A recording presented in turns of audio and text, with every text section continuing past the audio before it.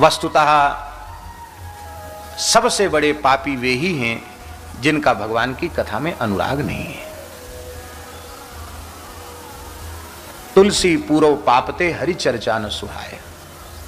वो पाप कैसे नष्ट होंगे? भगवान की कथा श्रवण से ही पाप नष्ट होते हैं। भगवान की कथा क्या कहना। आपको सुनकर आश्चर्य होगा, एक जगह कथा हो रही थी रात्रि के समय।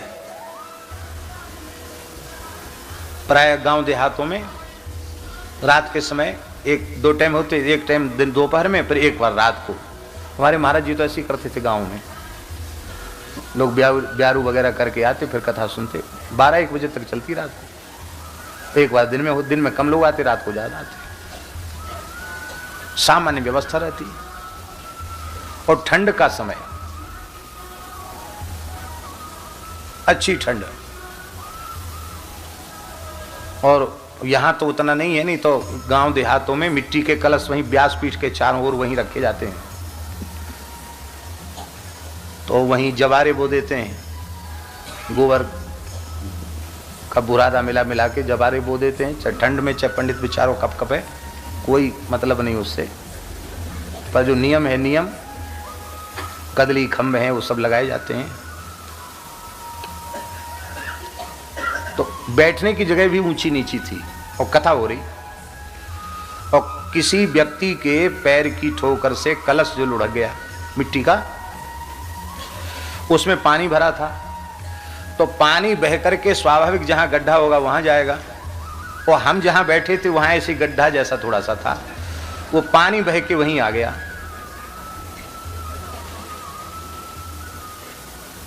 और कथा सुन रहे थे, ठंड का समय। वो पानी आ गया गड्ढे में और पूरा पृष्ठभाग हमारा भीज गया। और हमें यही पता नहीं कि पानी में हम बैठे, पानी में बैठे, कथा हो रही। अब कथा जैसी पूरी ही तो खड़े भये तो पानी टपकना शुरू। अरे मैंने कही इतने तो कमजोर अभी नहीं हुए कि बैठी बैठी। कोई बहुत छोटे बच्चे होते, सोते सोते लघुसुन का कर देते हैं कि इतना पानी कहाँ से निकला। पानी टपक रहा है, सब पीछे से गीला हो गया।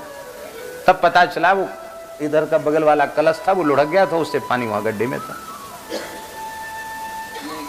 महाराज जी को हमने कहा, महाराज जी बोले हाँ, चित्त की वृत्ति कथा में लगे होने से कारण अनुसंधान नहीं हुआ। हमने देखा देह का अनुसंधान। आप डूब के सुनिए तो सही, आपको पता नहीं लगेगा। ना कहने में होश रह जाएगा, ना सुनने में। ना हम सुन पाते हैं, ना हम कह पाते हैं। सावधान होकर सुनो, सावधान होकर के कहो। इसलिए भगवान की कथा में कभी प्रमाद नहीं करना। एक कथा सुना देते हैं। हमारे मथुरा में एक गौड़ीय संप्रदाय के महात्मा थे। अस्कुंडा घाट है ना मथुरा में, अस्कुंडा घाट, उसके आसपास उन विराजते थे संत जी। बहुत अच्छे महात्मा थे। वो नित्य भागवत जी की कथा कहते थे सत्संग के रूप में। और उनका एक चेला था, उसका नाम था रामदास।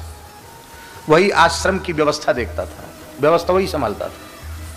लेकिन रामदास और सब काम में तो बहुत कुशल था, कथा उसको बहुत खराब, कथा में नहीं बैठता था। गुरुजी रोज कहते बेटा कथा में बैठा करो। तो मुंह लगा था तो कई बार बोल देता, आप तो कहते कथा में बैठो, कथा में बैठो, यहां काम कौन देखेगा।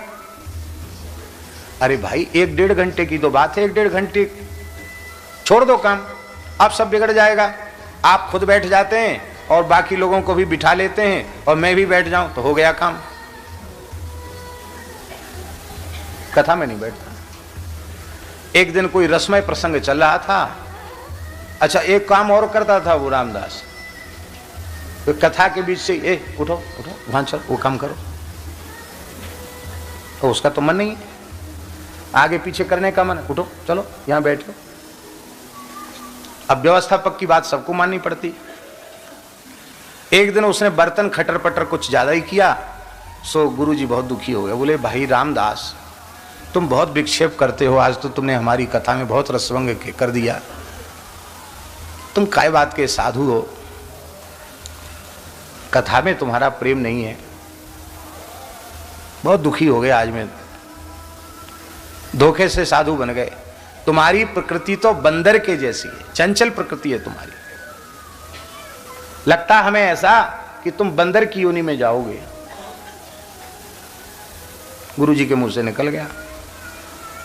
अब कुछ दिन बाद, कुछ दिन तो कथा हुई जितनी होनी थी, कुछ दिन बाद रामदास को बुखार आया, तेज बुखार आया, उसी में उनका शरीर पूरा हो गया। और कथा भागवत जी की शुरू हुई, उनकी तो चलती थी, तो जैसी कथा आज शुरू होने वाली थी कि उसी समय मंगलाचरण करते ही पेड़ से एक बंदर आया और पोथी को बढ़िया से, जैसे कोई श्रद्धावान प्रणाम करता ना, सिर रख के प्रणाम किया और हाथ जोड़ के बैठ गया। सबको बड़ा आश्चर्य हुआ कि बाबा जी कथा तो बहुत दिन से कहते हैं, ये बंदर प्रणाम करके बैठ गया हाथ जोड़ के ऐसे। तो बाबा बोले रामदास, तो बंदर बोला अच्छा रामदास, तो बंदर हो गए, बोला अब तो खटर पटर नहीं करोगे कथा के समय? नहीं करूंगा। कथा सुनोगे? कथा सुनो। फिर वो कथा सुनने लगा।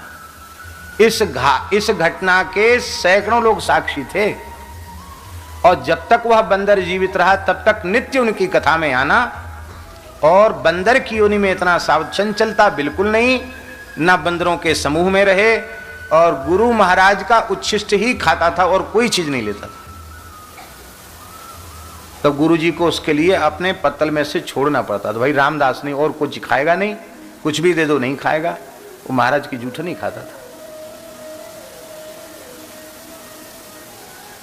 एक दिन कथा पूरी हो गई, 2 साल 3 साल में कथा पूरी हो गई, धीरे धीरे करते थे।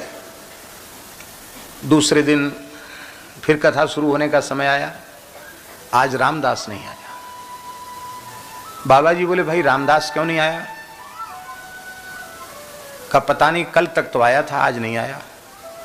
तो उन्होंने अपने शिष्यों से कहा कि जाओ भाई, तुम्हारा गुरु भाई है, देखो कहीं बीमारी मार तो नहीं है, छत पर देखो कहीं मिल जाए। तो पेड़ था वहां, और छत के पास देखा कि वो रामदास पधार गए थे। तब उन्होंने कहा कि देखो भागवत सुन के वो ठाकुर जी की नित्य सेवा में पहुंचे हैं, अब उनका यात्रा निकालो। महाराज जैसे संत के पधारने पर यात्रा निकले, बंदर को ले गए, कीर्तन करते हुए जमुना जी के जल में समाधि किया, और रामदास का भंडारा भी हुआ। ये मथुरा की घटना है। भगवान की कथा में कथादिस्व अनुरागः इति पाराशर्यः, किसने कहा? नारद भक्ति सूत्र में। पाराशर्यः माने व्यास भगवान का मत क्या है? कृष्ण द्वैपायन व्यास जी का मत है, भगवान की कथा में, भगवान के कीर्तन में अनुराग ही भक्ति है। कथा कीर्तन में प्रेम को ही भक्ति कहते हैं। अब परीक्षित दूसरी बात कह रहे हैं। क्या कह रहे हैं? बोले कथा सुनने से 4 लाभ होते हैं। कितने लाभ होते हैं? 4। बिना मांगे मिल जाएंगे, मांगना नहीं पड़ेगा, कामना नहीं करनी पड़ेगी। 4 वस्तुएं अपने आप उपलब्ध हो जाएंगी। कौन कौन? राजोवाच यच्छृण्वतो पैत्यरतिर्वितृष्णा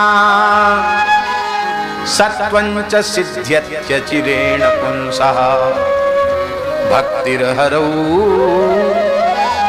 तत्पुरुषे च सख्यम् तदेव हारं बदमन्यसे चेत् तदेव हारं बदमन्यसे चेत्। बहुत प्यारा भाव। कथा सुनने का पहला लाभ, यत् शृण्वतेऽपैत्यरतिर्वितृष्णा, कथा श्रवण से तृष्णा रहित वृत्ति की प्राप्ति होती है। तृष्णा नहीं रह जाती, भोगों में, पदार्थों में लिप्सा नहीं रह जाती, उनकी तृष्णा नहीं रह जाती।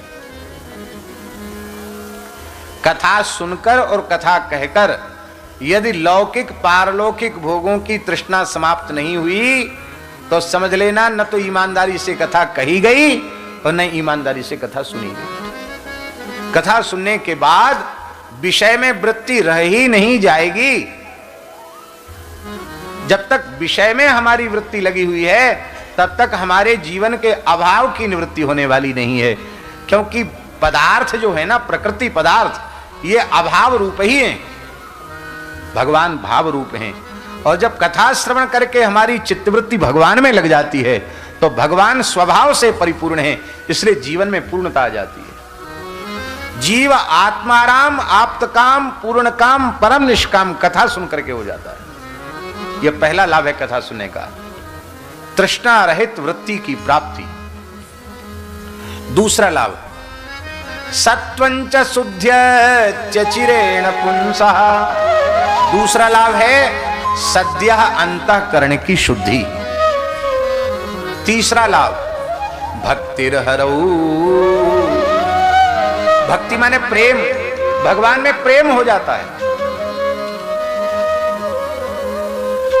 भगवान में भक्ति हो जाती है कथा श्रवण करने से। यहां एक बात ध्यान देने की है, सत्वंच सिद्ध्यच्चरेण पुंसा, इसके बाद